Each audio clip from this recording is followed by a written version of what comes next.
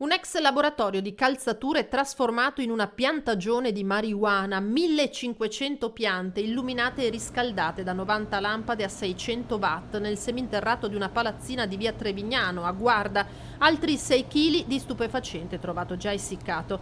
I carabinieri della compagnia di Montebelluna hanno arrestato 4 cittadini cinesi, 2 uomini e 2 donne tra i 52 e i 33 anni, tutti irregolari tranne la più giovane, in possesso di un permesso di soggiorno temporaneo perché ha partorito da pochi mesi. La figlioletta, poco più che neonata, l'ha seguita in carcere alla Giudecca. È un'attività sul campo, svolta sul campo, con attività informativa nei giorni precedenti al blitz di ieri sera, che hanno consentito di individuare questo immobile dove si presumeva, ed ha ragione, che si coltivasse un rilevante numero di piante di droghe leggere, nella fattispecie marijuana.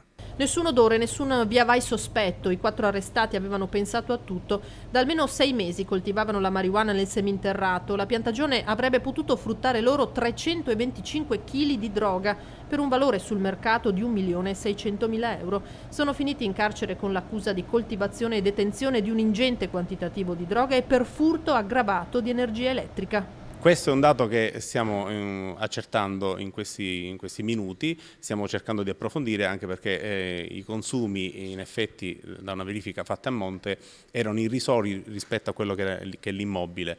Sì, è stato verificato al momento, peraltro ieri sera col buio, che un cavo, c'era una derivazione che andava verso l'illuminazione pubblica.